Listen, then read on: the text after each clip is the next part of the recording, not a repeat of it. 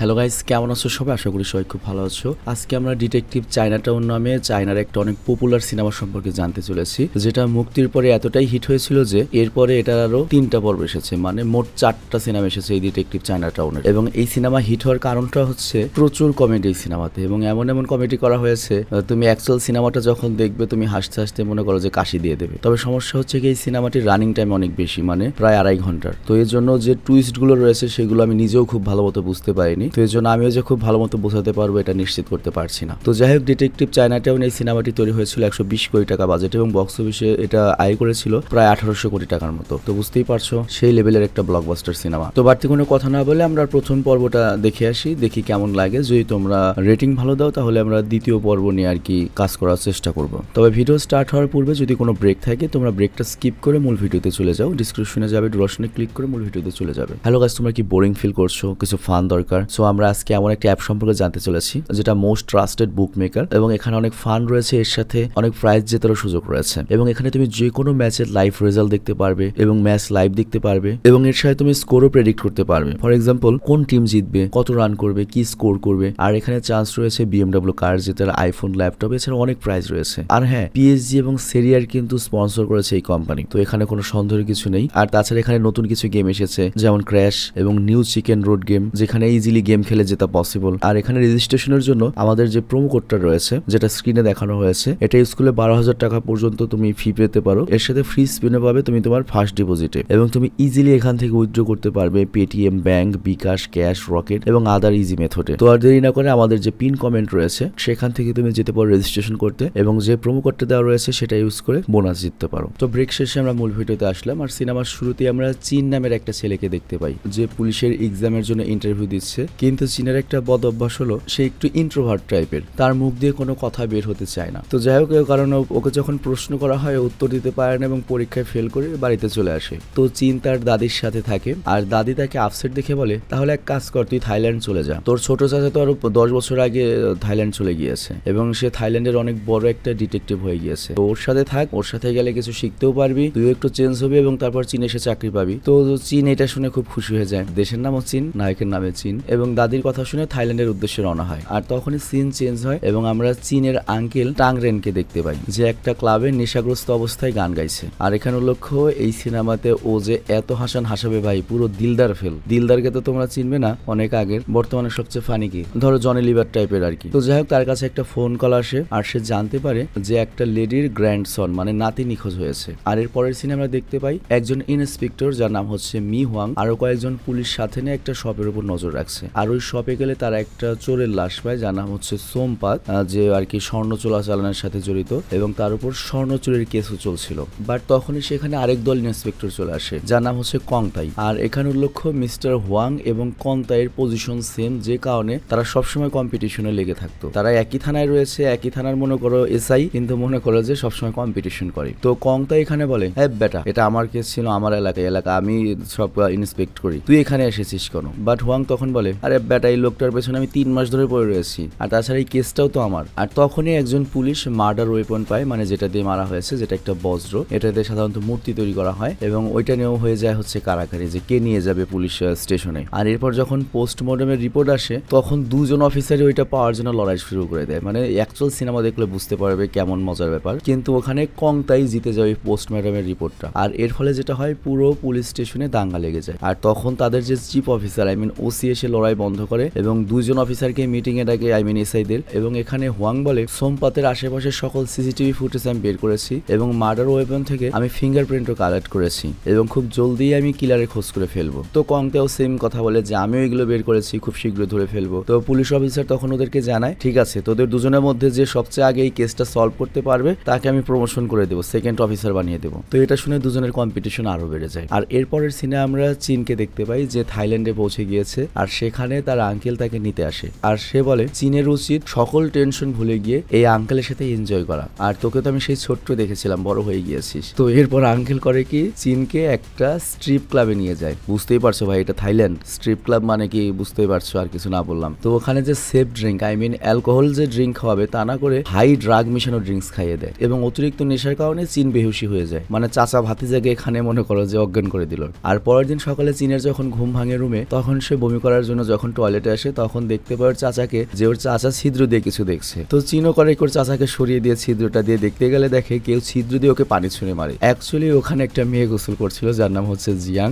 আর সে যখন রুমে আসে তখন চাচা তার ভাতিজাকে মানে চিনকে বলে এটা হচ্ছে জিয়াং, আমাদের বাড়ির মালকিন, আর এটা হচ্ছে আমার ছোট ভাই, চীন থেকে বেড়াতে এসেছে, ও বুঝতে পারেনি এজন্য আপনাকে লুকিয়ে দেখছিল, আমি ওকে শাসন করে দিব। তো চীন তো অবাক হয়ে যায় যে এটা আমার চাচা, আমাকে ছোট ভাই বললো কেন? তখন চাচাই বলে আরে বেটা তুই আমাকে চাচা বলবি, আমাকে বুড়ো বানিয়ে দিবি নাকি, এখনো আমি বিয়ে করি নাই, মানে যাতে চাচার কেউ বয়স না বুঝতে পারে এজন্য সে ভাতিজাকে ভাই বানিয়ে ফেলছে। আর এরপর আমরা দেখি রেন মানে চাচা তার ভাতিজা চীনকে একটা জায়গার ছবি দেখায় যেখানে তারা ঘুরতে যাবে, কিন্তু চীনের তো এইসব কিছুতে ইন্টারেস্ট নেই। তো সে এসেছে ওর চাচা কি কি কেস হ্যান্ডেল করে সেগুলোও শিখবে। তো এটা জানার পরে তখন চাচা করে কি চীনকে তার একটা মিসিং ডগ মানে ওই যে গ্র্যান্ডসন হারিয়েছে, নাতি, ওটা আসলে নাতি না, ওটা আসলে একটা বুড়ো বিটির কুত্তা, সেই কুত্তার কেসটা সলভ করতে চায়, মানে কুত্তা হারিয়ে গিয়েছে সেটা খুঁজে এনে দেবে। তো প্রথমে কুকুরের ছবিটা নেওয়ার পরে রেন করে কি সেই কুকুরটাকে যে কুকুরটা হারিয়েছে ওটার মতো রং করে আর তারপর মালিককে ফিরিয়ে দেয় এবং উল্টো বকশিস হিসেবে টাকাও নেয়। তো চীন এটা দেখে বলে আঙ্কেল এটা তো স্ক্যাম, আপনি নিজেই তো চুরি করছেন। কিন্তু আঙ্কেল তখন বলে চুপ থাক বেটা, দুনিয়া এইভাবেই চলে। তো এরপর আঙ্কেল করে কি চীনকে একটা নেকলেস শপে নিয়ে যায় এবং একটা চেন কিনে নেয় এবং বলে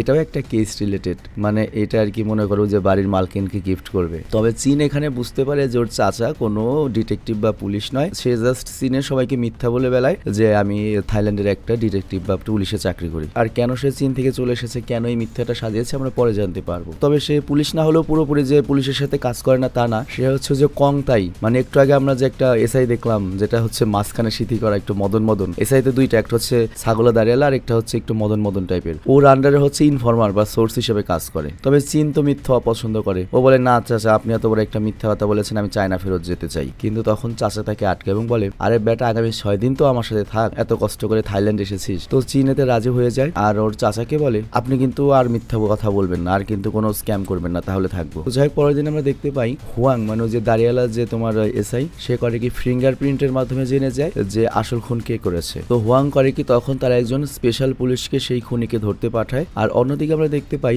আঙ্কেল রেন তার ফেসিয়াল করাচ্ছে, কারণ ওই যে একটু আগে গোল্ড চেনটা কিনেছে ওইটা সে মালকিনকে গিফট করবে, আজকে তার মালকিনের জন্মদিন। তো এখানে ভাতিজা তো চাচার দিকে রেগে তাকিয়ে রয়েছে। তো এই জন্য আঙ্কেল চীনকে বলে মানে ভাতিজাকে বলে তুই কি আমাকে নিষ্কর্মা মনে করিস? হ্যাঁ তুই খুব জ্ঞানী, তুই নিজেকে খুব জ্ঞানী মনে করিস, ইন্টেলিজেন্ট মনে করিস, আচ্ছা তাহলে আমরা একে অপরকে কিছু প্রশ্ন করি দেখি কে জিতে। তো তখন ভাতিজা চাচাকে প্রশ্ন করে পৃথিবী থেকে সূর্যের দূরত্ব কত? তখন আঙ্কেল বলে আমি জানি না। তো এবার চাচা বলে তাহলে আমি তোকে একটা প্রশ্ন করি। তো চাচা রেন তখন ভাতিজাকে প্রশ্ন করে আচ্ছা ওই যে ওই লোকটা যে যাচ্ছে তার নাম কি বল? ভাতিজা বলে জানি না। তো এই জন্য চাচা বলে দেখলি তো তুই অত জ্ঞানী না, তুইও জানিস না। সিরিয়াসলি এই ধরনের জোকস কই থেকে আসলো ওদের মাথায়? তো যাই হোক যেহেতু ভাতিজা হেরে গিয়েছে এই জন্য চাচাই করে কি কোল্ড ড্রিঙ্কস কিনতে পাঠায় ওকে। আর তখনই আঙ্কেলের কাছে হুয়াং এর কল আসে মানে দাঁড়িয়ালা এসে এবং বলে পুলিশ তোকে চারদিকে ঘিরে ফেলেছে, তুই তো কোথাও পালাতে পারবি না এবং তোকে খুনের অভিযোগে আমি গ্রেপ্তার করছি। আর এরপর রেন যখন আশেপাশে তাকায় দেখতে পায় সত্যিই পুলিশ ঘিরে ফেলেছে, কিন্তু তারা যখন রেনের কাছে আসতে শুরু করে রেন পালাতে শুরু করে এবং পালাতে পালাতে এক পর্যায়ে পুলিশ যখন ওকে প্রায় ধরেই ফেলবে তখনই ভাতিজা চলে আসে এবং সবাই যেহেতু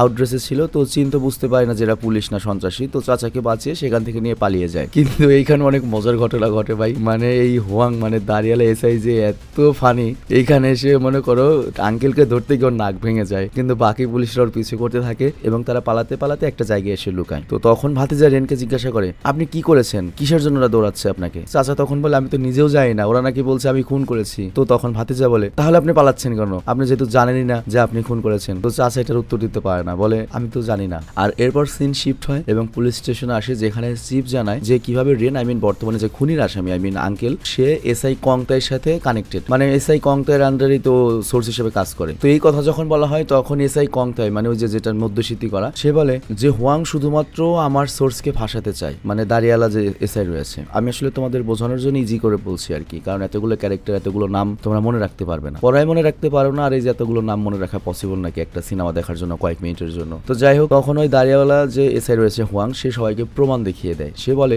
যে সোমপাত নামে যে স্বর্ণ চোরাচালানি ছিল ওর ঘরে যে ফিঙ্গারপ্রিন্ট পাওয়া গিয়েছে এবং মার্ডার যে ওয়েপনটা রয়েছে সেটার মধ্যে যে ফিঙ্গারপ্রিন্ট রয়েছে দুইটাই রেনের সাথে ম্যাচ করে। তো আমার বিশ্বাস রেনই খুন করেছে। আর এর সাথে হুয়াং মানে দাঁড়িয়ালা এসআই আরো বলে সোমপাতকে আমরা স্বর্ণ চুরির অপরাধে অ্যারেস্ট করতে যাচ্ছিলাম, কিন্তু তার আগেই কেউ একজনকে খুন করে এবং তারপর শপের বাইরের সিসিটিভিতে রেনকে আমরা একটা বড় বক্স ক্যারি করতে দেখি। তো এর মানে ওই সোমপাতকে মেরে গোলটা চুরি করেছে। আর তখনই এসআই কংপাইয়ের কাছে রেনের কল আসে, আঙ্কেলের কল আসে, মানে এই কংপাইয়ের আন্ডারেই তো রেন কাজ করে। এবং ছবিটা দেখো ভাই যখন কল এসেছে ভাই কি ছবিটা অ্যাড করা মানে কলার ছবি হিসাবে। তো কংতাইকে বলে উস্তাদ আমি কি করব? কংতাই তখন বলে, হারামজাদা, তোর প্রমাণ দেখে তো আমি কোনো কথাই বলতে পারছি না, তুই এক কাম কর, 6 ঘন্টার মধ্যে আত্মসমর্পণ করে দে। আর অন্যদিকে আমরা দেখতে পাই চীন আর রেন ছোট ছোট গুলি ব্যবহার করে লুকিয়ে রয়েছে। আর চীন তখন রেন মানে আঙ্কেলকে পরামর্শ দেয় যে সারেন্ডার করো, কিন্তু ওর আঙ্কেল বলে আমি সত্যি কোনো খুন করিনি, আর আমার বিশ্বাস এসআই কংতাই আমাকে বাঁচাবে। আর তখন ওরা সামনে একটা মোটা লোককে দেখতে পায়, আর পেছনে যখন ফিরতে যাবে আরো দুজন লোককে দেখতে পায়, এবং ওরা ওদের পটাতকে দেয়। তো ওরা বুঝতে পারে না এরা পুলিশের লোক না কিসের লোক, কিন্তু এটা বুঝতে পারে ওদেরকে ধরাতে এসেছে। তো ওরা তো কোনো দিকেই পালাতে পারবে না, আর এই কারণে ফাইট শুরু করে। কিন্তু ফাইনালি একটা পর্যায়ে চশমালা যে লোক রয়েছে ওদেরকে কিডন্যাপ করে নিয়ে যায়, এবং এরপর ওদেরকে মারতে থাকে এবং জিজ্ঞাসা করে সোমপাতকে মেরে স্বর্ণ কই চুরি করেছিস। আর তারপর আঙ্কেল রেন করে কি ওর গলায় যে গোল্ডের চেন ছিল, কয় বাজান এটা নিয়ে নে। কিন্তু ওরা বলে না, এই গোল্ড দরকার না, তুই সব থেকে যে স্বর্ণ চুরি করেছিস সেইটা কোথায় রেখেছিস। রেন তখন বলে ইমানে কইতেছি ভুটানের প্রেসিডেন্টের নানির কসম, আমি সেই দিন সোমপাতের শপে গিয়েছিলাম ডেলিভারির কাজ করতে, কারণ আমার কাছে সোমপাতের অফিস থেকে কল এসেছিল বক্স ডেলিভারির জন্য, তো সেটাই আমি ডেলিভারি দেওয়ার জন্য গিয়েছিলাম, কিন্তু আমি কোনো স্বর্ণ চুরি করিনি, কাউকে মারিও নি। এবং ওই বক্সটা জাস্ট ডেলিভারি করার কথা ছিল, আর ওই বড় বক্সটাকে আমি জাস্ট নিয়ে পার্কিং লটে রেখেছিলাম, যেখানে একটা সাদা ভ্যান দাঁড়িয়ে ছিল। আমি ভাই কামলা মানুষ, আমি এই ছোটখাটো কামলা দিয়ে খাই, মানে বিষয়টা বুঝিয়ে পারি। সোমপাতের অফিস থেকে, মানে যে মারা গিয়েছে, আই মিন অরিজিনাল স্বর্ণচোর, ওর অফিস থেকে একটা বক্স নিয়ে জাস্ট কুলি হিসাবে একটা ভ্যান পর্যন্ত ওই বক্সটা নিতে হবে। কিন্তু ওই কারণেই আঙ্কেল সিসিটিভিতে চলে এসেছে এবং তাকে পুলিশ খুঁজছে, এবং সন্ত্রাসীরাও যখন এই খবর জানতে পেরেছে, এবং ওরাও ভাবছে যে তার মানে আঙ্কেলের কাছে কোটি কোটি টাকা স্বর্ণ রয়েছে, তো এই জন্য পুলিশও পিছলে গেছে, সন্ত্রাসীরাও পিছলে গেছে। তো এই চশমা পরা এই লোকগুলো মূলত সন্ত্রাসী। তো চশমা পরা লোকটি তখন মোটা লোকটিকে বলে ওদের দুজনের উপর নজর রাখ, আর আরেকজন সাথী নিয়ে যায় হচ্ছে পার্কিং লটে, মানে যেখানে ওই বক্সটা রয়েছে ওটার ভেতর স্বর্ণ থাকবে। আর তারপরের সিনে আমরা দেখি ওই মোটা লোকটি নুডলস খেতে থাকে, আর তখন ওর নজর চীন আর রেনের উপর থেকে সরে যায়। আর ওই মুহূর্তে আঙ্কেল রেন করে কি ওর সামনে পড়ে থাকা লোহা দিয়ে চীনের হাতকড়াটা খুলে ফেলে, আর তারপরে চীন যায় হচ্ছে বড় একটা পাথর দিয়ে লোকটাকে মারতে। কিন্তু এরপরে লোকটা ঘুরে, চীন তো এমনি ইন্ট্রোভার্টের, ওরা কি করবে, চীনকে একটা লাথি মেরে ছাড়িয়ে দেয়। আর তখন রেনও নিজেকে ছাড়িয়ে চীনকে বাঁচায় এবং দুজনে সেখান থেকে পালিয়ে যায় চাচা ভাতিজা আর কি। আর বাইরে সে টেলিভিশনে দেখে যে পুরো দেশে নিউজ চলছে, ওরা দুজন এখন থাইল্যান্ডের মোস্ট ওয়ান্টেড ক্রিমিনাল। তো চীন এইসবের জন্য চাচাকে দোষ দিয়ে থাকে যে আমি এসেছিলাম বেড়াতে তোমার কাছ থেকে পুলিশিং শিখতে, উল্টো তুমি আমাকে চোর বানিয়ে দিলে, ধরলে তো জীবন শেষ আমার। বাট তখন আঙ্কেল বলে চিন্তা করিস না। তো আঙ্কেল তখন করে কি এসআই কংতাইকে কল করে সাহায্যের জন্য, কারণ তার বিশ্বাস তার ওস্তাদ এসআই কংতাই তাকে সাহায্য করবে, কারণ সে নির্দোষ। আর এরপর সে লুকিয়ে লুকিয়ে জিয়াং এর বাড়িতেও পৌঁছায়, মানে মালকিনের বাড়িতে। তো জিয়াং ওদেরকে ঘরেও ঢুকতে দেয়, কারণ জিয়াং জানে যে রেন একটা মদন টাইপ লোক, তবে খুনি না। তো যাই হোক, রেন আবার ওখান থেকে আসার সময় মোটা লোকটার কাছ থেকে গোল্ড চেনটাও নিয়ে এসেছিল, তো ওটা সে জিয়াংকে জন্মদিনের উপহার হিসেবে দেয়। জিয়াং তো খুব খুশি। আর তখনই জিয়াং এর আবার ডোরবেল বাজে, এবং ওরা দেখতে পায় ওই 3টা গুন্ডা চলে এসেছে ওদের পিছু পিছু। তো জিয়াং তখন চীন আর রেনকে উপরের রুমে লুকাতে বলে, আর এরপর গেট খুলে 3জন যখন ভেতরে ঢুকে, ওরা 3জন বলে আমরা রিনের বন্ধু, মানে আঙ্কেলের বন্ধু। তো জিয়াং মনে করে হয়তো সত্য, জিয়াং ওদেরকে উপরে পাঠিয়ে দেয় যে ওর উপরে রয়েছে, কিন্তু উপরে তো চীন আর রেন আলমারিতে লুকিয়ে রয়েছে। আর এরপর আবারও ডোরবেল বাজে, আর এইবার এসেছে হচ্ছে কংতাই, মানে এসআই কংতাই, আই মিন ওই যে আর কি আমাদের আঙ্কেলের ওস্তাদ। তো জিয়াং তাকে উপরে পাঠিয়ে দেয়, আর তারপর আবার ডোরবেল বাজে, আর এবার এসেছে হচ্ছে এসআই হুয়াং। আর এসআই হুয়াংকে দেখে এবার এসআই কংতাই উপরে লুকিয়ে পড়ে। তো অ্যাকচুয়ালি এসআই হুয়াং এসেছে মূলত সে জিয়াংকে পছন্দ করে, আশেপাশেই বাড়ি, তো জন্মদিন উপলক্ষে কেক নিয়ে এসেছে। কিন্তু জিয়াং ওকে জলদি সেখান থেকে পাঠিয়ে দিতে চায়, কিন্তু হঠাৎ করে হুয়াং করে কি ওপর থেকে শব্দ পায়, তো উপরে চলে যেতে থাকে। আর এই কারণে এসআই কংতাই করে কি পালাতে গিয়ে মোটা লোকটাকে বের করে নিজে লুকায়, মানে ওখানে তো কেউ কাউকে চেনে না। তো এরপর এসআই হুয়াং গিয়ে যখন উপরে মোটা লোকটাকে দেখে, জিয়াং তখন বলে হ্যাঁ এটা তো আমার মনের ভাই, মানে আপন ভাই না মনের ভাই আর কি, মনের মিল আছে। আর তারপর জিয়াং করে কি তাড়াতাড়ি এসআই হুয়াংকে বের করে দেয়। আর উপরে সে দেখে এসআই কং ওই 5 জনের সামনে দাঁড়িয়ে রয়েছে, আর সে আঙ্কেল রিনকে জিজ্ঞাসা করে তুই গোল্ড কেন চুরি করেছিস, আর এই 3 জন কারা। কিন্তু তখন ওই 3 সন্ত্রাসী বলে কি স্যার আমরা আঙ্কেল রিনের পার্টনার, এবং রিনই সোমপাতকে খুন করেছে। আঙ্কেল রিন তখন কেঁদে বলে আমি এই 3 জনকে চিনিই না, জীবন আমি দেখিনি, আর সোমপাতকে আমি খুনি করিনি। আর অন্যদিকে বাইরে সে হুয়াং এর মনে পড়ে, এসআই হুয়াং এর, আরে জিয়াং এর গলায় আমি যে গোল্ড চেইনটা দেখলাম ওইটা তো আমি আঙ্কেল রিনের গলায় দেখেছিলাম যখন ওকে নাপিতের ঘর থেকে দৌড়ানি দিয়েছিলাম। তো গাড়িকে আবারও জিয়াং এর বাড়িতে যায়, এবং ওপরে শব্দ শুনে ও উপরে যায়। আর এইবার সবাই লুকিয়ে পড়ে, কিন্তু চশমা পরা লোকটি বাইরে রয়ে যায়। তো এসআই হুয়াং বলে এইটা কি, জিয়াং তখন বলে এটা আমার দ্বিতীয় মনের ভাই। আর তারপর পেছনে আরেকজনের পা দেখে এবং পর্দা সরিয়ে 3 নম্বর জনকে ধরে ফেলে। তো এসআই হুয়াং জিজ্ঞাসা করে এইটা কি, জিয়াং তখন বলে আমি মেয়েটি, এটা আমার 3 নম্বর মনের ভাই। আর তারপর এসআই হুয়াং করে কি আলমারি চেক করে, এবং ওর সাথে আরেকটা ইন্সপেক্টর ছিল, ওকে বলে দ্বিতীয় আলমারি খুল। তো প্রথম আলমারি খুললে সেখান থেকে মোটা লোকটি আর এসআই কংতাই বের হয়, এবং এসআই কংতাই খুব চালাক, ও বের হয়ে করে কি জিয়াং এর জন্য হ্যাপি বার্থডে গান গাইতে থাকে, যেন তারা জিয়াংকে সারপ্রাইজ দেওয়ার জন্য এখানে লুকিয়েছিল। আর আরেক আলমারিতে ছিল হচ্ছে আমাদের চীন আর রেন, মানে চাচা ভাতিজা। কিন্তু এসআই হুয়াং এর যে লোক যার নাম হচ্ছে টনি, ও বলে স্যার এই আলমারিতে কেউ নেই। তো এই কারণে মানে চাচা ভাতিজা বেঁচে যায়, কিন্তু কেন নেই বলেছে এটা হয়তো বুঝতে পেরেছো, ও হয়তো এসআই হোয়াং এর সাথেও কাজ করবে না, এক্সট্রা ওদেরকে ধরে স্বর্ণ পর্যন্ত যেতে চায়। তো যাই হোক এসআই হোয়াং চলে যাওয়ার পরে তিনজন গুন্ডা চলে যায়, আর তারপর এসআই কংতাই ও বিশ্বাস করে যে রিন আসলে মানে আঙ্কেল আসলে চুরি করেনি, খুনও করেনি, ও জাস্ট ফেসে গিয়েছে। তো এই জন্য ও আঙ্কেলকে থাইল্যান্ড ছেড়ে যেতে বলে এবং সব ব্যবস্থা সে আগেই করে রেখেছে, আর বলে যে আমি এই পুলিশিং ব্যাপারে তোকে আমি কোনো সাহায্য করতে পারবো না, তুই বড়ভাবে ফেসে গিয়েছিস। তো যাই হোক তারপরের দিন চীন আর রেন করে কি থাইল্যান্ড থেকে যাওয়ার জন্য শিপে চড়ার জন্য যায়, আর তখন চীন বলতে থাকে চাচা তার মানে আপনি অবশ্যই খুন করেছেন, এই জন্যই পালিয়ে যাচ্ছেন। কিন্তু রেন এখানে অস্বীকার করে এবং বলে তোর এটুক বিশ্বাস হয় না, আমার মতো মানুষ খুন করতে পারে, এবং আমি যখন ওই অর্ডার পেয়েছিলাম সব থেকে বের হওয়ার সময় আমি সোমপাতকে জীবিত দেখতে পেয়েছিলাম, আমি ওকে কিভাবে মারবো। তো ভাতিজা তখন বলে যদি এই কথা সত্য হয়ে থাকে তাহলে আপনার উচিত এইখানে থেকে আপনার নিজেকে নিজের নির্দোষ প্রমাণ করা। কিন্তু আঙ্কেল রিন তো কোনো সাহস পাচ্ছিল না, ও বলে না রে আমার পালাতে হবে, ধরা পড়লে ফাঁসি। তো এরপর ওরা শিপের কাছে যায়, কিন্তু দেখতে পায় ওই শিপ যাচ্ছে হচ্ছে আফ্রিকা। তো আফ্রিকা তো আরেক ডেঞ্জারাস জায়গা, তো এই জন্য ওরা ওই শিপে না গিয়ে শহরে ফেরত আসে এবং সিদ্ধান্ত নেয় এবার সত্যিকারের ডিটেকটিভের মতো ওরা কেস সলভ করবে। তো এরপর প্রথমে তারা একটা দোকানে যায় এবং ডিটেকটিভের ড্রেস কিনতে, আর সবচেয়ে ভালো কোটটা চুরি করে সেখান থেকে বেরিয়ে যায়। আর এরপর যায় হচ্ছে ওরা ওই পার্কিং লটে, যেখানে ওই যে আঙ্কেল রিন বক্সটা রেখে এসেছিল, কিন্তু এখন ওখানে ভ্যানও নেই, বক্সও নেই। তো ভাতিজা চীন তখন মাটিতে গন্ধ শুকতে থাকে এবং বলে আমি শার্লক হোমসের সিনেমা দেখেছি, সে এভাবেই রহস্যের সমাধান করতো। আর তখন সে ওইখানে মাছের গন্ধ পায়, আর এরপর সে চাচাকে সাথে নিয়ে মাছের বাজারে চলে আসে আর জানতে চায় ওই সাদা কালারের ভ্যানের সম্পর্কে। তো একজন লোক তখন বলে হ্যাঁ একটা সাদা ভ্যান এখানে আসতো, কিন্তু ওই সাদা ভ্যানটা তো পুরনো হয়ে গিয়েছে, ওটা এখন ভাঙ্গারিদের কাছে। এরপর রেনার চীন করে ওই ভাঙ্গারিওয়ালা মানে যেখানে ডাম্পিং করা হয় গাড়িগুলো সেখানে যায়, কিন্তু এখানে এত সাদা গাড়ি এত গাড়ি ছিল যে ওরা কোনো ক্লুই খুঁজে পায় না। তো এরপর ওরা আবার যায় হচ্ছে সোমপাতের দোকানে, আর আমরা তো জানি সোমপাত একজন মূর্তিকার ছিল, বুদ্ধের মূর্তি বানাতেও কিন্তু টুকটাক স্বর্ণ চুরি টুরির সাথে জড়িত ছিল। মানে সমাজে এরকম অনেক ভালো ভালো মানুষ থাকে যারা আর কি আন্ডারওয়ার্ল্ডে অনেক জড়িত থাকে। তো ওই শপের ওরা তালাশি নিতে থাকে, কিন্তু কোনো ক্লু খুঁজে পায় না, যেটা করে ওরা আসল খুনিকে খুঁজে বের করতে পারবে। তো এরপর তারা যায় হচ্ছে সোমপাতের সেলের রুমে, যেখানে অনেক ঝুল পড়ে রয়েছে, মানে অনেক দিন এই রুমে কেউ থাকে না। আর হঠাৎ করে ওরা কারো ভেতর আসার শব্দ পায়, তো ওরা করে কি বেডের নিচে লুকায়। তো শপে কিছু লোক প্রবেশ করে এবং তারা নিজেদের মধ্যে কথা বলতে থাকে যে এখানে তো আমরা কিছুই পেলাম না। তো তাদের মধ্যে একজনের ফোনে একটা কল আসে এবং সে বলে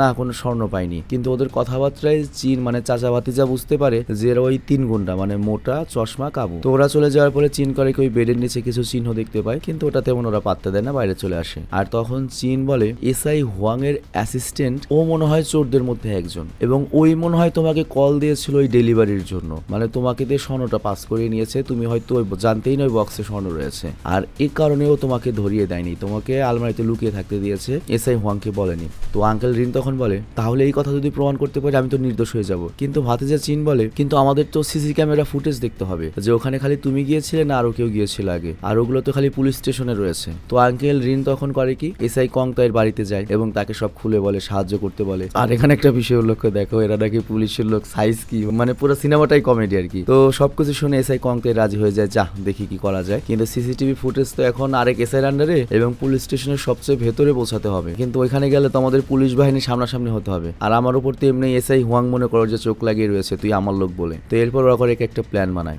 প্রথমে পুলিশদের মনোযোগ অন্যদিকে সরাবে, আর তারপর চীন আর হলো তোমার ওই যে এসআই কংতাই তারা গিয়ে ওই তোমার সিসিটিভি ফুটেজ গুলো চুরি করবে। তো যাই হোক নেক্সট সিনে আমরা পুলিশ স্টেশন দেখতে পাই, যেখানে সকল পুলিশ খুবই সিরিয়াস, তারা আঙ্কেল রেনকে ধরার চেষ্টা করছে। তো আমাদের আঙ্কেল রিন আর চীন তখন সেখানে টয়লেট ক্লিনার হিসেবে প্রবেশ করে। তো এখানে আসলে প্ল্যান কি, আঙ্কেল রিন তো মনে করো বাইম মাছের মতো পিছলা, তো আঙ্কেল রিনের প্ল্যান সে পুলিশদের ফেস দেখাবে, সকল পুলিশরা তখন ওকে ধরতে যাবে, আর এই সুযোগে চীন ভেতরে ঢুকে সিসিটিভি ফুটেজ গুলো দেখে ফেলবে। তো আঙ্কেল রিন করে কি ভেতরে গিয়ে একটা অফিসারকে ফেস দেখায়, কিন্তু ওই অফিসার ওকে চিনতে পারে না, উল্টো ধমক দেয়। আর এরপর অন্য একটা অফিসারের সামনে যায়, আর ওই অফিসার তখন ফোনে আরেক পুলিশের সাথে কথা বলছিল, রিনকে যেখানে দেখো ওখানে ওকে ধরবে, ঠিক আছে, কিন্তু রিন চোখের সামনে তাও চিনতে পারে না। তো এই জন্য বিরক্ত হয়ে রিন করে কি খোলাখুলি পুলিশ স্টেশনে ঘুরতে থাকে, কিন্তু কেউ ওকে চিনতেই পারে না, মানে সিরিয়াসলি ভাই।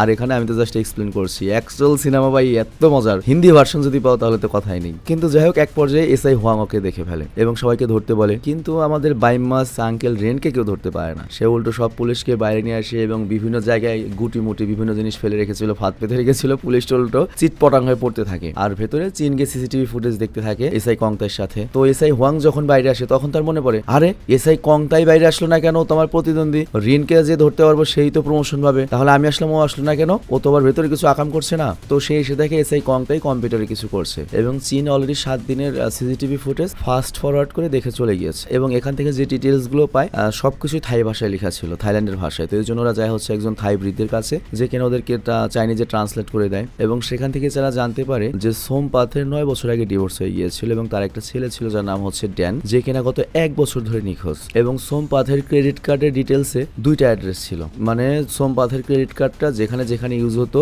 সেই 2টা অ্যাড্রেস ছিল আর কি, যার মধ্যে একটি হলো চাইনিজ মার্কেটের একটা বার আর দ্বিতীয়টা হচ্ছে কফি শপে। তো চীন করে কি, মানে ভাতিজা করে কি কফি শপের উদ্দেশ্যে রওনা দেয়। আর অন্যদিকে আমরা দেখতে পাই চিফ অফিসার মানে ওসি রেনের পালিয়ে যাওয়ার ঘটনায় অনেক বিরক্ত এবং সবার উপর চিল্লায়। অ্যাকচুয়ালি এই পুলিশদের পুলিশ কম জোকার বেশি লাগছে আর কি। এবং সে তাদেরকে বলে যে 3 দিনের মধ্যে যদি রিনকে ধরতে না পারিস সব ট্রেকে কিন্তু একবারে চাকরি থেকে বরখাস্ত করে দেবো। তো যাই হোক, ওদিকে আমরা দেখি কফি শপে গিয়ে চীন আর রিন জানতে পারে যে সোমপাত এখানে রেগুলার আসতো এবং এই সেম জায়গায় বসে অনেক ছবি নিত। তো এরপর চীন করে কি সেই টেবিলে বসে এবং বোঝার চেষ্টা করে সোমপাত কোন জায়গার ছবি তুলতো, তার মানে সামনের বিল্ডিং এর। তো এরপর ওরা দুজন করে কি সেই বিল্ডিং এ গিয়ে ওয়াচম্যানের কাছ থেকে ওই বিল্ডিং এ যতজন লোক থাকে টাকা দিয়ে সবার ডিটেলস নেয় আর তারপর আবার কফি শপে ফেরত আসে। কিন্তু টেবিলে বসতে হলে তো আবার ওদেরকে কফি অর্ডার করতে হবে, এমনি টাকা নাই। তো যাই হোক, এরপর চীন সবাই ডিটেলস দেখতে থাকে আর তখন সেখানে সেম একটা থাই শব্দ দেখে যেটা ড্যানের মিসিং রিপোর্টে সে দেখেছিল। আর ওরা তো চাইনিজ, ওরা তো ওয়ার্ড দেখে বুঝতে পারছে না এটা কি। ধরো আমি থাকি যে জায়গাতে, আমি যদি বলি আমার এলাকার নাম হচ্ছে মদনাপাড়া, তুমি আরেক দেশি মানুষ বুঝবে না তো মদনাপাড়া কোনো মানুষের নাম না জায়গার নাম। তো ওয়েটার যখন এটা দেখে তখন বলে আরে এটা তো একটা স্কুলের নাম। এর মানে ওটা বুঝে আমি ওই সোমপাথের যে ছেলে মিসিং হয়েছিল 1 বছর আগে, তখন একটা রিপোর্ট হয়েছিল, ওখানে লেখা হয়েছিল যে অমুক স্কুলে পড়ে ড্যান, সে হারিয়ে গিয়েছে। আবার এই স্কুলেও একটা মেয়ে রয়েছে যে ওই ড্যানের সেম স্কুলে পড়তো এবং পুলিশ আগে সোমনাথের যে রিসার্চ করেছে সেখান থেকে তথ্য নিয়ে তোরা এই তথ্যটা পেয়েছে। আর এখানে যে সোমনাথ বসতো আর এখান থেকে ছবি তুলতো সেই বিল্ডিং হিসাবে বের করে ফেললো যে কানেকশন কি, সোমনাথ নাকি কি ভুলে গিয়েছি, ওর ছেলে আর এই বিল্ডিং একটা মেয়ে রয়েছে যারা একই স্কুলে পড়তো। তো দুজনে মিলে করে ওই মেয়েটার বাড়িতে যায় আর মেয়েটা গেট খোলে এবং ওরা পরিচয় দেয় যে ওরা পুলিশ অফিসার জিজ্ঞাসাবাদের জন্য এসেছে। তো মেয়েটি তাদেরকে ভেতরে ঢুকতে বলে এবং বলে আমার নাম হচ্ছে স্নো এবং বলে আমার বাবা তো এখন ডিউটিতে গিয়েছে, বাসায় কেউ নেই। তো এখানে ভাতিজা করে কি ড্যানের ছবি দেখায়, মানে ওই যে সোমনাথ নাকি কি, মানে ওই প্রথমে যে মারা গেল ওর ছেলেকে। দেখো আমি এক্সপ্লেন করছি, আমি নিজেই নাম ভুলে গিয়েছি। তো স্নো বলে ড্যান আমার ক্লাসমেট ছিল কিন্তু গত 1 বছর ধরে তো নিখোঁজ। আর তারপর সে করে কি সোমপাথের ছবি দেখায়, কিন্তু স্নো সোমপাথকে মানে ড্যানের বাবাকে চিনতে পারে না, চেনার কথাও নয় নর্মালি। তো যাই হোক, এরপর চীন আর রিন সেখান থেকে চলে যেতে লাগলে ওদেরকে আবারও কিছু লোক কিডন্যাপ করে। আর কিছুক্ষণ পরে যে লোকরা কিডন্যাপ করেছে তারা করে কি ওদের দুজনকে মিস্টার ইয়ং এর কাছে নিয়ে আসে এবং জিজ্ঞাসা করে স্বর্ণ কোথায়। আঙ্কেল রেন তখন বলে ইমানে কইতেছি ভুটানের প্রেসিডেন্টের নানির কসম, আমি জানি না স্বর্ণ কোথায়। আর তখন ভাতিজা চীনও সাক্ষী দেয় যে আমার আঙ্কেলের কাছে সত্যি কোনো স্বর্ণ নেই, আমি তার সাথে রয়েছি। আবার এখানে জিয়াং মালকিন জিয়াং ওই বসের আন্ডারে কাজ করে, যেহেতু আমার বাড়ি ভাড়া থাকে ওর কাছে আসলে স্বর্ণ নেই, কিন্তু তারপরেও mafia boss mister Young uncle রিনকে 10 দিনের সময় দেয়, তুই যে কোনো জায়গা থেকে স্বর্ণ ফেরত এনে দিবি, না হলে তোর খবর রয়েছে। এবং যদি আমি স্বর্ণ ফেরত না পাই তোরে কিন্তু আমি কুমিরকে দিয়ে খাওয়াবো এবং তোকে আমি 10 দিন সময় দিলাম। কিন্তু তখন ভাতিজা হঠাৎ করে বলে ওঠে 10 দিন কেন, 3 দিনই যথেষ্ট। এইটা শুনে তো মনে করো আঙ্কেলের অবস্থা হালুয়া টাইট হয়ে যায় এবং বাইরে এসে ওরা ঝগড়া শুরু করে যে 3 দিন আমরা ঘোড়ার ডিম করতে পারবো, তুই তো আমাকে মারবি। আর এর ফলে ঝগড়া হয় এবং দুজনে আলাদা হয়ে যায়। আর নেক্সট সিনে আমরা দেখতে পাই যে এসআই হোয়াং এর অ্যাসিস্ট্যান্ট টনিকে কিছু লোক ধরে নিয়ে যায় এবং বলে বস তোকে ডেকে পাঠিয়েছে। অবশ্যই এটা হয়তো যে একটু আগে যে আমরা মাফিয়া বস দেখলাম সেই হবে। আর অন্যদিকে ভাতিজা চীন আবারও স্নোর সাথে দেখা করতে যায়। আর এইদিকে এসআই হোয়াং রিনকে একটা দোকান থেকে বের হতে দেখে এবং ওর পিছু নেয়। আর ওইদিকে টনিকে তো গাড়িতে নেওয়া হচ্ছে, ও বুঝতে পারে আমাকে মনে হয় মেরে ফেলবে। তো এই কারণে করে কি মাঝ রাস্তাতে সেই গুন্ডাদেরকে মেরে পালিয়ে যায়। আর তখন চীন করে কি স্নোকে জিজ্ঞাসা করে তুমি বাসায় একা থাকো কেন। স্নো বলে আসলে তো আমার আপন বাবা মা নেই, একজন লোক আমাকে এতিমখানা থেকে পালক নিয়েছিল এবং সেই সৎ বাবার সাথে আমি থাকি। আর এখানে চীন বলে তার মা মারা গিয়েছে এবং বাবাও জেলে রয়েছে। তো এরপর চীন করে কি স্নোকে জানায় যে তুমি কি জানো তোমার ক্লাসমেট ড্যানের বাবা তোমাকে ফলো করছিল, ওই কফি শপে বসে তোমার ছবি তুলতো, তুমি কি এটা দেখেছিলে কখনো। কিন্তু স্নো এই কথার কোনো পাত্তা দেয় না। আর এর মধ্যে স্নোনের বাবা বাড়িতে চলে আসে এবং স্নোকে জিজ্ঞাসা করে ছেলেটাকে। স্নো তখন বলে এটা আমার ফ্রেন্ড, স্কুল ফ্রেন্ড। কিন্তু চীন যখন স্নোর বাবাকে দেখে ওর মনে হয় কোথাও না কোথাও সে তাকে দেখেছে। আর তখন ওর মনে পড়ে হ্যাঁ একে তো আমি জাঙ্কে অ্যাডে দেখেছিলাম যেখানে আর কি যে গাড়িটারি নষ্ট হয় এবং ওখানে বেশ কয়েকটা সাদা ভ্যানও ছিল। আর তখনই চীন ঘাবড়ে যায় এবং ওর সন্দেহ হতে শুরু করে। মানে বুঝতেই পারছো কয়েকটা জিনিস তো কানেকশন মিলে গিয়েছে। আর বাইরে এলে দেখা যায় স্নোর বাবাও চীনের সাথে লিফটে চড়ে এগিয়ে দেওয়ার জন্য। আর অন্যদিকে আঙ্কেল রিন তো ভাগছে আর এসআই হোয়াং তো ভাগতে ভাগতে হাঁপিয়ে গিয়েছে এবং ফাইনালি একটা বিল্ডিং এর সামনে সে ডেড এন্ড অবস্থায় পড়ে যায়। আর এসআই হোয়াং তখন হেসে ওকে আত্মসমর্পণ করতে বলে, কিন্তু তখনই আঙ্কেল রিনের পা পিছলে যায় এবং ও করে কি নিচে পড়তে গিয়ে অল্পের জন্য ভাগ্যক্রমে ক্রেনের উপরে পড়ে এবং সেখান থেকে পালিয়ে বেঁচে যায়। আর তারপর চলে যায় সরাসরি সোমপাথের শপে, যেটা বর্তমানে সিলগালা করা হয়েছে পুলিশের পক্ষ থেকে। ওখানে আবার আমাদের চীনও গিয়েছে, তো দুজনের আবারও দেখা হয়। তো ওরা দুজন বলে যে না আমাদের একসাথেই কাজ করতে হবে। তো এখানে ভাতিজা চীন বলে এখানে আমি যেটা বুঝলাম এই দোকানের সিসিটিভি ফুটেজ 7 দিন পর আপনি ডিলিট হয়ে যায়, কারণ এটার মেমোরি কার্ড অনেক কম ছিল। তো এর মানে হয়তো খুনি এখানে 7 দিন লুকিয়েছিল এই বাড়ির ভেতরেই। আর ঠিক ওই সময়টাই খুন করেছে যখন ওই সিসি ফুটেজ ক্যামেরা ডাটাটা ডিলিট হয়ে যাবে। এবং ওই খুনি হয়তো সোমপাতের ছেলে ড্যানের রুমে লুকিয়েছিল, কারণ ওইখানে কেউ যেত না, আমি পুরো ঝুল পড়া দেখেছি, মানে মাকড়সা। আর সোমপাত যখন বাইরে যেত সে তখন বাইরে হয়ে কাজ করতো। তো এরপর ওরা দুজনে করে কি ওই খুনের রাতের ঘটনাটা আবারও রিক্রিয়েট করে, মানে সিমুলেট করে। তো এখানে আঙ্কেল রিন করে কি আঙ্কেল রিন সাজে এবং আঙ্কেল রিন মানে ওই দিন যেভাবে ও সোমপাতের বাড়িতে এসেছিল সেই সিনটা করে, আর চিন নিজে হচ্ছে সোমপাত সাজে। মানে বিষয়টা বোঝাই, এখানে আঙ্কেল রিন ওর সাথে যা যা হয়েছে সেটা বলছে এবং চিন ওইটা বোঝার চেষ্টা করছে প্র্যাকটিক্যালি। তো এখানে চিন জানতে পারে যে সোমপাত আঙ্কেল রিনকে জাস্ট একটা চেয়ারে বসতে বলেছিল আর ওইখানে একটা বজ্র রাখা ছিল। তো আঙ্কেল মাতব্বরি করে সেটাই হাত দিয়েছিল আর এই কারণে ওই বজ্রতে ফিঙ্গারপ্রিন্ট রেগে যায়। আর তারপর আঙ্কেলকে বলা হয়েছিল যে ওই বক্সটা নিয়ে অমুক জায়গায় রাখতে হবে এবং তখন আঙ্কেল রিন দেখেছিল যে সোমপাত অন্য রুমে কাজ করছে। তো এখানে চিন বলে তার মানে সোমপাত তোমার সামনে আসেনি? তো আঙ্কেল রিন বলে না, আমি শুধু সোমপাতের ছায়া দেখেছিলাম, কারণ পুরো ঘরে অন্ধকার ছিল, শুধু মোমবাতি জ্বলছিল। তো আঙ্কেল চিন তখন বলে তার মানে ওই দিন তুমি যাকে দেখেছিলে সোমপাত হিসেবে সে সোমপাত নয়, সে হয়তো কিলার ছিল। আর তখনই আঙ্কেল রিন বলা শুরু করে এই কিলার চলে এসেছে তোর পেছনে। আর তখনই পেছন থেকে কেউ ছুরি দিয়ে আক্রমণ করে, তবে চাচা ভাতিজার সাথে পেরে ওঠে না, ওখান থেকে পালিয়ে যায় এবং শপে আগুন লেগে যায় এবং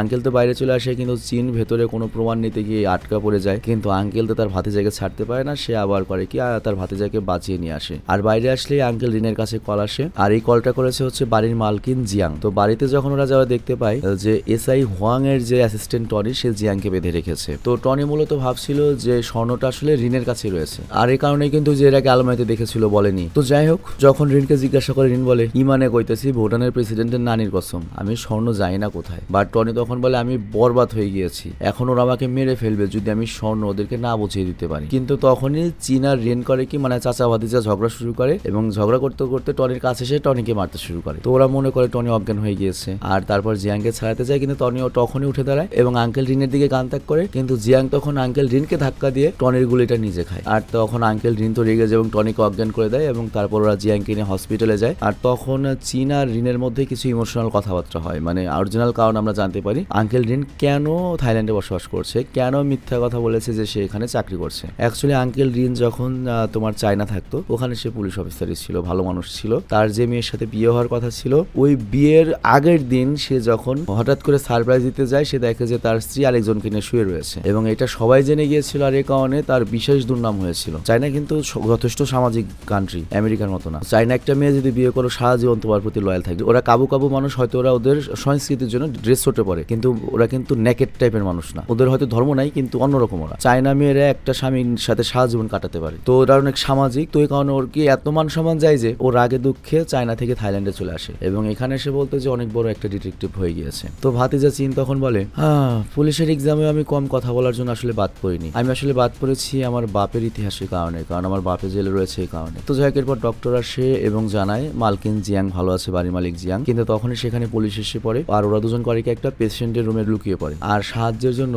এবং আবার ওই তিনটা গুন্ডা কেউ ডাকে। তো ওই তিনটা গুন্ডা যখন এখানে আসে পুলিশও আর তিনটা গুন্ডা মুখোমুখি হয়। তো পুলিশ তো আগে ওদেরকে একবার দেখেছে, তো এর ফলে পুলিশ করে কি ওদের উপর আক্রমণ করবে। কিন্তু ভাই সিন পার্ট দেখো, মানে এসআই হোয়াং এর যে লোক গুলি করার আগে যখন পিস্তল বের করে তখন এসআই হোয়াং এর নাক ফাটিয়ে দিয়েছে। তো এখানে হাসপাতাল আবারও ফায়ারিং মারামারি হয় এবং এট লাস্ট পুলিশ ওই গুন্ডাদেরকে ধরে ফেলে। তবে এখানে এসআই হোয়াং এর আবারও নাক ভেঙে গিয়েছে। তবে এই সবকিছুর মধ্যে আমাদের চাচা ভাতিজা বেঁচে গিয়েছে, কিন্তু তারপরেও চিপ খুশি না এবং সবাইকে ডাইরেক্ট হুমকি দেয় একদিনের মধ্যে রিনকে ধরে নিয়ে আসবি, তা না হলে কিন্তু চাকরি শেষ। আর নেক্সট সিনে আমরা দেখতে পাই চীন আর রিন একটা রেল লাইন দিয়ে যাচ্ছে। তো তখন ভাতিজা চীন আঙ্কেল রিনকে বলে আমার বিশ্বাস স্নোয়ের বাবাই সোমপাতকে মেরেছে, কার সেই জাঙ্কিয়ার্ডে কাজ করে এবং ওইখানেই আমি সাদা ভ্যান দেখেছিলাম বেশ কয়েকটা, এবং আমি খোঁজ নিয়ে জানতে পেরেছি সোমপাথের খুনের সময় সে এক সপ্তাহ ছুটিও নিয়েছিল। তো আমরা এখন স্নোর বাড়িতে যাব এবং এই খুনের বিষয়ে আমরা আরো জানবো। তো এরপর যখন স্নোর বাড়িতে আসে ওরা দেখতে পাই দরজা খোলা এবং কিচেনে গিয়ে দেখে স্নো বিষ খেয়েছে এবং ওর কাছে একটা ডায়েরি ছিল, ডায়েরি আগুনও জ্বলছে। তো এই ডায়েরির আগুন নিভিয়ে ওরা স্নোকে হসপিটালে নিয়ে যায়। তো ভাতিজা চীন তখন ওই ডায়েরি পরে খুনের কারণ জানতে পারে, কিন্তু ওই ডায়েরির শেষের কিছু অংশ ছেঁড়া ছিল। কিন্তু পুলিশ ওদের আবারও ধরার জন্য হসপিটালে আসলে ওরা আবারও পালাতে লাগে। কিন্তু এতক্ষণে চীন সবকিছু বুঝতে পেরেছে ওই ডায়েরি পড়ে, মানে ওরা বুঝতে পেরেছে ঘটনা কি, কে এর সাথে জড়িত, খুনের সাথে জড়িত, কেন খুন হয়েছে। কিন্তু ওইদিকে আবার এসআই কোয়াংতাই যে এতক্ষণ ওদের পক্ষে ছিল, এখন তো তার বছরও করা হুমকি, একদিনের মধ্যে না ধরতে পারলে ওদের চাকরি যাবে। তো এই জন্য কোয়াংতাই এবং তো এই জন্য এসআই কোয়াংতাই এবং এসআই হোয়াং একসাথে দুজন চাকরি বাঁচানোর জন্য কাজ করছে, সামনে রোড ব্লক করে দেয়। কিন্তু আঙ্কেল রিন গাড়ি থামায় না, সোজা তার টয়োটা গাড়ি নিয়ে ব্লক ভেঙে পালিয়ে যায়। কিন্তু এরপর আবার গাড়ি নষ্ট হয়ে যায় এবং তারপর রাস্তা থেকে একটা অটোরিকশা চুরি করে এবং পুলিশ যখন তাদেরকে ধরতেই যাবে তখনই তারা করে কি মিস্টার ইয়াং, মানে ওই যে ওই মাফিয়া বস লাইনে থাকেন, আমি শিওর ওই কারণ তার কাছে সাহায্য চায়। তো মাফিয়ার তো অনেক পর সে করে এরকম অনেক অটোরিকশা পাঠিয়ে তার রাস্তা ব্লক করে দেয়, আর এই কারণে ওরা দুজন আবারও বেঁচে যায়। আর এরপর তারা সোমপাতের শপে আসে যাতে তারা কোনো প্রমাণ পায়, এবং তারা দেখে যে বজ্র দিয়ে সোমপাতকে মারা হয়েছিল, আর ওই বজ্রতে ওরা দেখতে পায় একটু ভাঙা সিস্টেম, এবং ওরা বুদ্ধের মূর্তিটা যখন খেয়াল করে সেখানে একটু ভাঙা একটু দেখতে পায়। আর তখন ওদের একটু সন্দেহ, এবং ভালো করে খেয়াল করে দেখতে পায় যে এই বুদ্ধের মূর্তির ভেতরেই তো স্বর্ণ রয়েছে। কিন্তু ততক্ষণে পুলিশ ওদেরকে বাইরে থেকে ঘিরে ফেলেছে। কিন্তু ওরা দুজন করে কি মূর্তি নিয়ে বাইরে আসে আর বলে গোল্ড তো তার জায়গায় ছিল, শুধু সোমপাতকে কেউ খুন করেছে, তো স্বর্ণ চুরির এখানে কেসটা নেই। এবং ওই স্বর্ণগুলো ছিল হচ্ছে মিস্টার ইয়াং এর, মাফিয়া বস মিস্টার ইয়াং এর, তো তাকে হয়তো ফেরত দেওয়া হবে। আর কিন্তু এখন তো খুনের রহস্যটা রয়েছে যে তাকে কে খুন করলো। তো এরপর তারা দুজনে সব পুলিশ অফিসারকে স্নোর কাছে নিয়ে আসে, আর এখানে স্নোর বাবাও ছিল। তো এখানে ভাতিজা চিন ডাইরেক্ট স্নোর বাবাকে সোমপাথের কিলার বলে, এবং এখানে এক্সপ্লেন করা শুরু করে সোমপাথের ছেলে ড্যান স্নোর ক্লাসমেট ছিল, মানে ওই মেয়েটার, এবং হয়তো সোমপাত মনে করতো তার ছেলে নিখোঁজ হওয়ার পেছনে স্নোর কোনো হাত রয়েছে, আর এ কারণে সোমপাত স্নোকে ফলো করতো। আর এরপর সোমপাত একবার এই স্নো মেয়েটাকে রেপও করে ফেলে, আর স্নো এই কথাটা কাউকে না বলতে পেরে শুধুমাত্র তার ডায়েরিতে লিখেছিল, আর যে ডায়েরিতে তার বাবা পড়ে ফেলে, আর তারপর ওর সৎ বাবা সোমপাতকে মেরে ফেলে। এবং চীন এই বিষয়টা সবাইকে ভালো মতো বোঝায় যে স্নোর বাবা প্রথমে সোমপাতের বাড়িতে 7 দিন লুকিয়েছিল, তারপর খুন করে তাকে চেয়ারে বসিয়ে রাখে, আর তারপরে করে কি আঙ্কেল রিনকে কল করে এবং বলে যে ডেলিভারির জন্য একটা বক্স রাখা রয়েছে, সেটা নিয়ে বাইরে যাও। আর ওই পাশে মোমবাতি জ্বালিয়ে ভয়েস স্টেপ চালিয়ে সোমপাতের দেহটা রেখে দিয়েছিল, যাতে মনে হচ্ছিল যে সোমপাতি কথা বলছিল, কিন্তু ওই টাইমে সে ছিল হচ্ছে বক্সে। এবং ড্যানকে দিয়ে সে বক্সটা সোমপাতের ঘর থেকে পার্কিং লট পর্যন্ত নিয়েছিল, আর কি সাদা ভ্যান পর্যন্ত। তো এই কারণে সে সবার চোখ ফাঁকি দিয়ে বেঁচে যায়, মানে সিসি ক্যামেরার রেকর্ড যা 7 দিনে শেষ হয়ে যায়। তো যখন শেষ হওয়ার আগে হলো ঢুকেছে ঘরে, তারপর পরবর্তী 7 দিনে সুযোগ বুঝে খুন করেছে। তো পুলিশও সব বুঝতে পারে যে স্নোর বাবাই খুনি, কিন্তু এখানে স্নোর বাবা বলে আমার কোনো আফসোস নেই, কারণ আমি স্নোকে ভালোবাসি। মানে কথাটা খুবই উইয়ার্ড লাগে আমাদের, আর আমার ভালোবাসার সাথে যে খারাপ করেছে তাকে আমি শাস্তি দিয়েছি। তো এই কথা বলে সে জানলা দিয়ে লাফ দিয়ে দেয়। আবার ওদিকে কংতাইয়ের গাড়ি আসছিল, মানে হসপিটালে এই ঘটনা দেখার জন্য। তো ভাগ্যক্রমে হয় কি কংতাইয়ের গাড়িতেই স্নোর বাবা অ্যাক্সিডেন্ট করে এবং ওখানে মারা যায়, এবং কি হয় স্বর্ণ পাওয়া গিয়েছে, খুনের রহস্য বের হয়েছে। তো যাই হোক, সব রহস্যের সমাধান আমরা দেখতে পাই কংতাইকে চিফ বানানো হয়েছে, সেকেন্ড অফিসার, কারণ স্নোর বাবাকে ওই ধরেছিল, যদিও ভাগ্যক্রমে। তো এখন ঝামেলা শেষ, চীন চায়না যাওয়ার জন্য রেডি, আর চাচা তাকে এগিয়ে দিতে যাচ্ছে। কিন্তু এখানে মুভি শেষ হয় না, আরো টুইস্ট বাকি রয়েছে।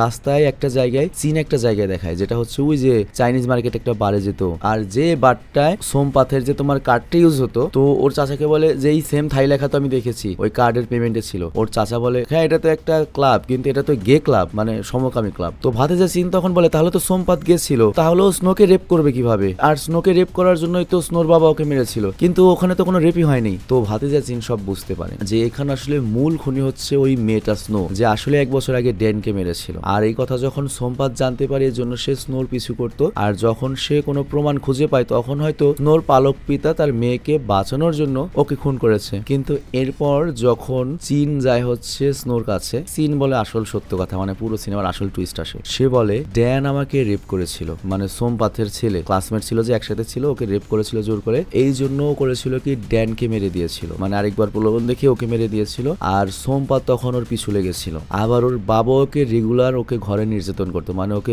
কোনোদিনও মেয়ে হিসেবে দেখতো না, ওকেও রেপ করতো। তো এই জন্য ওর পিছনে রয়েছে সোমপাত, যে তার নিজের সন্তানের খুনি হিসেবে স্নোকে ধরতে চেষ্টা করছে। আবার এইদিকে নিজের ঘরও নিজে মনে করো যে নির্যাতিত হচ্ছে। তো এক ঢিলে 2 পাখি মারার জন্য ও একটা প্ল্যান বানায়। ওর ডায়েরিতে লিখেছিল সোমপাত ওকে রেপ করেছে, সাথে এটাও লিখেছিল আমি যদি ওকে খুন করতে পারতাম, এবং ওখানে খুনের পদ্ধতিও লিখেছিল যে এইভাবে খুন করতাম কেউ ধরতে পারতো না। তো ওর বাবা ওই ডায়েরিটা পড়ে সেইভাবেই খুন করেছে, কিন্তু ওই পেজগুলো গায়েব করে ফেলেছে, এবং ওর বাবা ওই ডায়েরি পরে ওই পদ্ধতিতে, মানে স্নোর পদ্ধতিতেই খুনটা করেছিল। আর তারপরও সুকৌশলে ওর বাবাকেও সিস্টেমে ফাঁসিয়ে দিয়েছে, মানে ওর বাবাও নেই, সোমপাতও পেছনে নেই। তো চীন তখন অবাক হয়ে যায়, বাট স্নো তখন বলে লাভ নেই, কোনো প্রমাণই নেই, কিছুই করতে পারবে না। তো চীনও বুঝতে পারে যেহেতু কোনো প্রমাণ নেই, কিছুই করার নেই। আর তাছাড়া এখানে ওই স্নো মেয়েটা তো একেবারে পুরোপুরি রঙও নয়, ওর বাচ্চার জন্য কাজ করেছে। আর সবচেয়ে বড় কথা মেয়ে মানুষ, তার উপর সুন্দরী, তাদের জন্য 7 খুন মাফ হয়। তো এরপর আমরা দেখি চীন করে কি এয়ারপোর্টে যায়, কিন্তু আঙ্কেল রিন তখন বলে প্লিজ যাস নে, কিন্তু চীন যেতেই লাগে। আর এরপর চীন শিফট হয় 3 মাস পরে, যেখানে আমরা দেখি চীন আর রিন সেম ওই ডিটেকটিভ কোর্ট পরে অনেক বড় একটা ডিটেকটিভ এজেন্সিতে একটা কেস সলভ করতে এসেছে। আর তখনই ওরা সামনে কাউকে দেখতে পায় এবং দেখে পুরো শকড হয়ে যায়। আর এরকম একটা সাসপেন্সের সাথে সিনেমাটি শেষ হয়ে যায়। তো যাই হোক, অনেক বড় একটা সিনেমা ছিল, আমি জানি না কতখানি ভালো বোঝাতে পেরেছি। আমি আমার সর্বোচ্চ এফোর্ট দিয়েছিলাম সিনেমাটা বোঝানোর জন্য, যদিও এটা হিন্দি